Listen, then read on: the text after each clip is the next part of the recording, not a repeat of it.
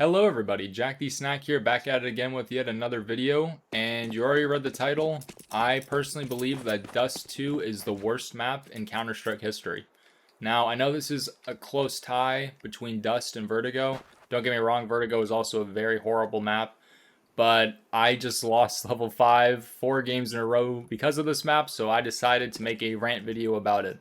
And of course, this is strictly my opinion, so don't get butthurt. If you like Dust or you think that Dust isn't the worst map, let me know in the comment section. And yeah, let's just get right into it.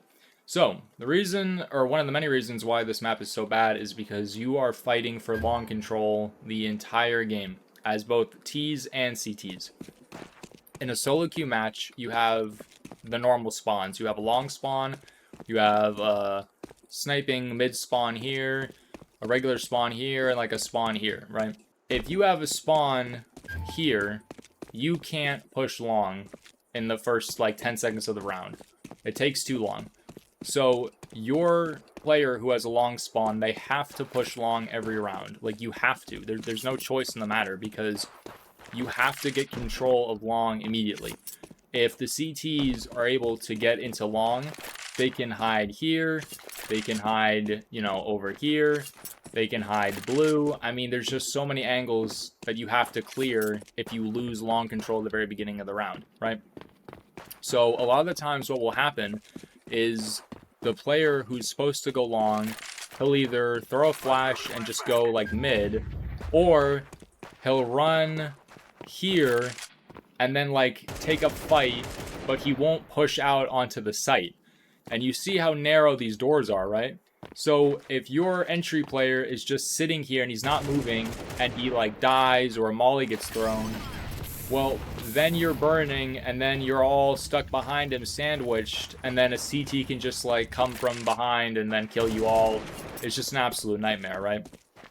So you have to rely on your entry player to actually push out onto the site, get a kill, or at least just take control here. And that's all you have to do. All you have to do is just hold long control, because then the CTs aren't going to know if somebody's going to push long or not, right? They have to respect long. If they don't respect long and if they take long control, then they have access to cat, mid. They don't have to worry about long, right? So let's say that you do take long control as a team, right? Well, then you gotta worry about actually getting onto the bomb site, which is like super far away. A lot of the times, Ts won't have smokes for CT, so you'll have to cross without smokes, which is basically a death trap, because a CT will just be, sitting here or holding elevator, right? So if you don't have smokes, I mean, crossing is pretty much, impossible. You have to waste utility on car here because there's a possibility that a CT could be sitting here. And then there's the issue of getting onto the site as well, where there could be a CT, opping here or just like hiding behind these boxes. There's so many angles that you have to clear just to get onto the site. And then post plant is an absolute nightmare, because Valve in its infinite glory decided that in a recent update, CTs can now boost themselves onto catwalk, right? So that just adds a whole other layer of complexity on T side in terms of taking a site, because let's say like you plant, well, then you gotta worry about a CT coming cat, you gotta worry about a CT coming long, you gotta worry about a CT coming boxes. Now there's like 3 different angles here just for one site. It's absolutely insane. So that pretty much wraps up why long is a nightmare on T side. I'm going to explain B now as well. And this is a whole other nightmare to try to take. It's the same basic concept in terms of like an entry player, right? So there's always that one guy on pistol round who decides, oh, let's go B, right? So you go B on pistol round. This is the guy who entries. And what happens? Let's say a CT forces for a molly. This happens a lot of the time on Dust 2. You're going to have a CT forcing for an incendiary. So they throw the incendiary on pistol round, and the entry player, he sees it and he stands yet again and either dies like I just did, and then everybody just like gets backed up into tons. It's the same concept as long, and then the T's push lower, and then you all die. So you're probably seeing a pattern here, and why I hate this map. It's because you have to rely on your entry players so much because the entrances to the bomb sites are so narrow, right? Like, you could argue, well, it's the same thing for, you know, apps on Mirage, and it's the same thing for Ramp and stuff like that, and you're kind of right. I mean, like, this video is honestly more of a rant about entry fraggers, but I'll explain the particulars of the map in and of itself. But if you are an entry player, you have to push on site no matter what. That is your role. You can't, like, shift and slowly check an angle, slowly check corners. It doesn't work like that. You have to push out, because even if you die, let's say that you push and you die, right? Let's say it's pistol round and you die. Well, guess what? Your team knows where you died from, and they can instantly kill the guy who killed you. Trade. It's a 4v4. You have access to the site, and you're chilling. Right? So you just have to push, but a lot of the times, especially on this map, players just don't fucking push. So that's A and B taken care of. Let's explain mid now. So on mid, you're gonna have a player who just obviously, you know, buys an op every single round. They're gonna peek this door here, and they're gonna try and get a pick. Now, if they're a good opper, they'll get a pick pretty much every time, and you're gonna have an advantage, which is another reason why this map is stupid. But if you die, then you're instantly in a freaking 5v4 at the very beginning of the round, literally like the first 2 seconds of the round, right? And there's always that one guy who just forces for an op every single round, dies with it, buys it again. I mean, you guys know what it is. You've seen this before. I don't have to explain this to you.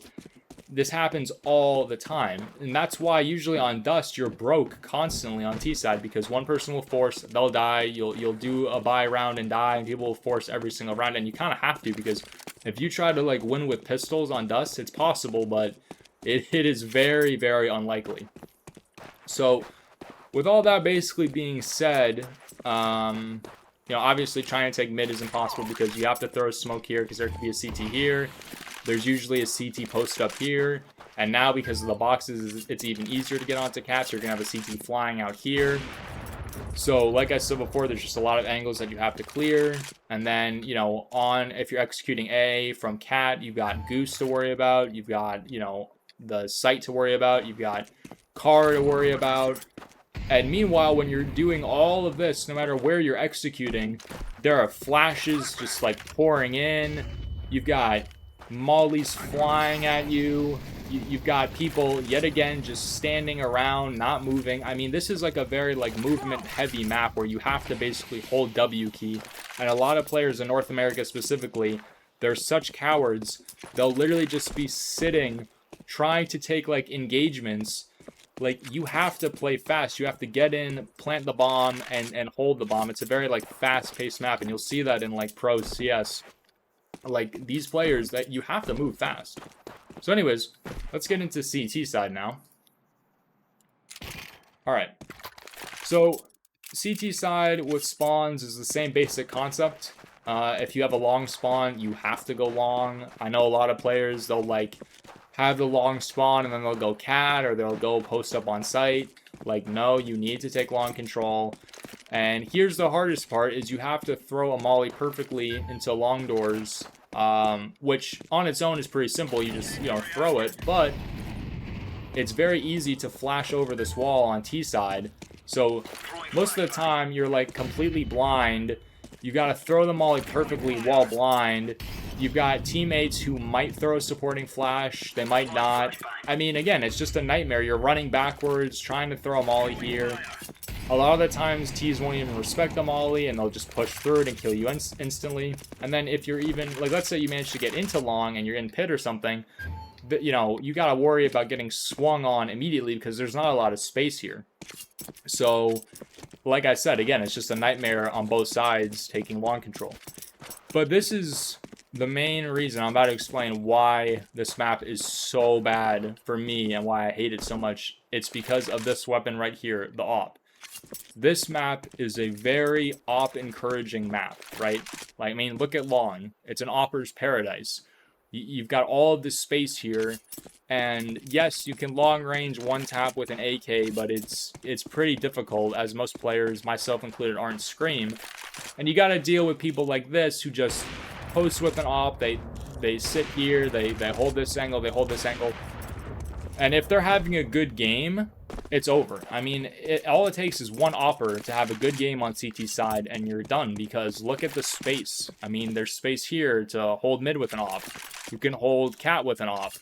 Hell, you can even hold B with an op, right? So that's basically what happens, is like, you play the first few rounds, you win a couple, and then one person forces for an op, and if they're playing well with it, it's over. I mean, like, countering ops is very, very difficult. It's possible, but if somebody's nailing their shots, you're basically not winning the game. So I hate the fact that, like, and it's not just opping too. I mean, people force for scouts. I mean, again, you see it in pro play all the time. You have to contend with sniping, and it just makes the map not fun at all, because it's like, oh, I died to another sniper. Oh, I peeked this corner. There's another sniper here. Oh, there's a sniper sitting cat. Oh, blah, blah, blah. I mean, like, every engagement you're in, it's one opper after the next. And it's just not fun. I mean, this map feels very congested, honestly, because there's just a lot of angles that people like camp in. There's a lot of angles that people sit in, excuse me. And I don't know, it's very hard to execute sites on T side. It can be very hard to defend sites on CT side if the Ts are, you know, if they're good and they throw proper utility.